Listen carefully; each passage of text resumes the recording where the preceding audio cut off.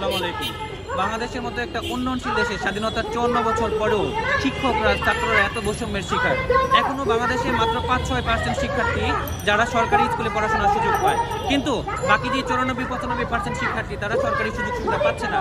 এই বিভিন্ন স্কুলে বিভিন্ন রকম বেতন থাকে, সেই বেতনগুলো দিতে গিয়ে অভিভাবকরা অধিকাংশ অভিভাবকরা পড়াশোনা করতে পারছে না।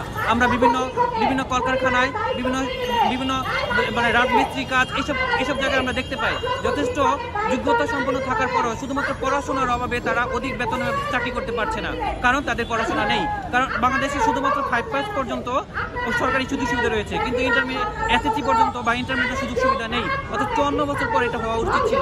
আজকে যদি সরকারিকরণ করা হয় তাহলে 1,62,63,547 জন শিক্ষার্থী সরকারি সুযোগ সুবিধা পাবে।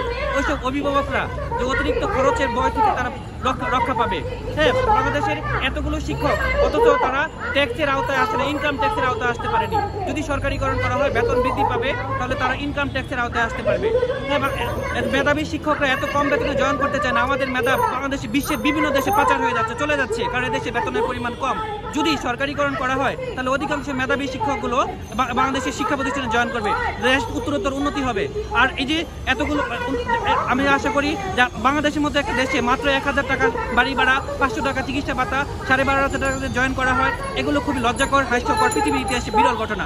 আমরা ডক্টর মোহাম্মদ ইউনূসের গল্প, নোবেল পুরস্কারের গল্প আমরা ক্লাসের মধ্যে বলি, সব জায়গায় বলি, অথচ উনি যদি আজকের এই পজিশনে আগে সরকার করেনি, ভবিষ্যতে সরকার করবে কিনা তা জানা নেই। উনি থাকা অবস্থায় উনি যদি আমাদের আয় বৃদ্ধি না করেন, আমাদের দেশের মানুষকে, এতগুলো মানুষকে 1,62,63,000 শিক্ষার্থীর উপকার না করে, তাহলে আর কারো কাছে প্রত্যাশা করা সম্ভব না বলে মনে করি। আমরা আশা করি তিনি এটা করবেন, কারণ আজকে যদি শিক্ষকদের আয় বৃদ্ধি পায় তাহলে তাদের চাহিদা বৃদ্ধি পাবে। চাহিদা বৃদ্ধি পেলে উৎপাদন বাড়াতে হবে, অধিক কর্মসংস্থান দিতে হবে, বিনিয়োগ বাড়বে, সঞ্চয় বাড়বে, সবকিছু বাড়বে, মাথা পিছু আয় বাড়বে, জাতীয় আয় বৃদ্ধি পাবে। আমি ডক্টর মোহাম্মদ ইউনূসের কাছে বিনীতভাবে অনুরোধ করছি, যে শান্তির জন্য আপনি নোবেল পুরস্কার পেয়েছেন, সেই শান্তির বার্তা ছড়িয়ে দেন পৃথিবীর ইতিহাসে। আমরা আপনাকে সম্মানে, শ্রদ্ধায়, ভালোবাসা, মায়া, মমতা, সবকিছুতে আপনাকে রাখতে চাই। আপনাকে অতীতের মতো বা ভবিষ্যতের মতো অভিশপ্ত অবস্থা রাখতে চাই না। যে সুযোগ পেয়েও আপনি আপনাদের জন্য কিছু করে দেননি, এই কথাটা যেটা বলতে না হয়। সুযোগ পেয়ে আপনি আমাদের জন্য করে দিয়েছেন, এই বাংলাদেশের জন্য করে দিয়েছেন। চিরদিনের মতো আপনার নাম ঘরে ঘরে শিক্ষার্থীদের, অভিভাবকদের কাছে, শিক্ষকদের কাছে, শিক্ষার্থীদের কাছে, পৃথিবীর ইতিহাসে আপনার নাম স্মরণীয় হয়ে থাকবে। আপনার কাছে বিনীত অনুরোধ থাকলো। সবাইকে ধন্যবাদ।